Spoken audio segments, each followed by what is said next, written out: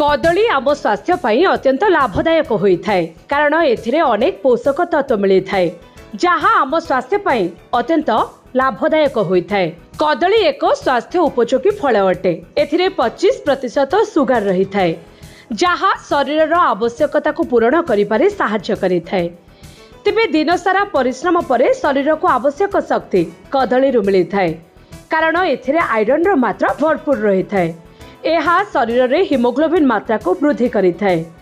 कदली रे vitamin B मध्य प्रचुर परिमाण रे रही थाए तेणु यह स्वास्थ्य पई अत्यंत लाभदायक अटे कारण यह शरीर रे क्षुधा निवारण करिथाए एवं चर्बी कम करिथाए।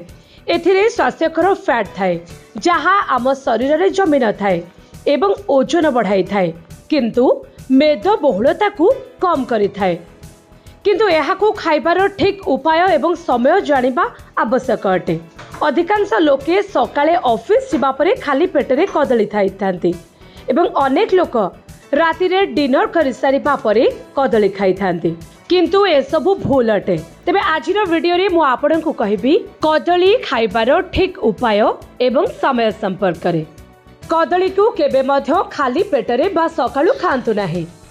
किछि खाई सारिबा परे कदली खाइबा द्वारा किछि होई न थाए काहेकि ना कदली एक एसिड युक्त होई थाए एवं विशेषज्ञ माने कहि थांती जे खाली पेटरे एसिड युक्त खाद्य पदार्थ सेवन करिबा द्वारा पाचन संबंधी समस्या होई थाए। एथिपाई खाली पेटरे जमा मध्य कदली खांतु नाही।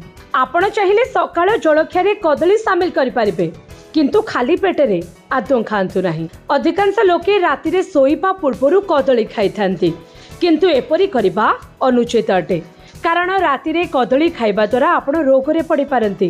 राति रे कदली खाइबा द्वारा काश ठंडा एवं कफ समस्या बढ़ी थाए। यह सहित खाद्य हजम रे मध्य समस्या सृष्टि होई थाए। एहाकू खाइबा परे आलस्य मध्य अनुभूत होई थाए। ठंडा जनित समस्या रे आक्रांत व्यक्ति कदली खाइबा अनुचित अटे।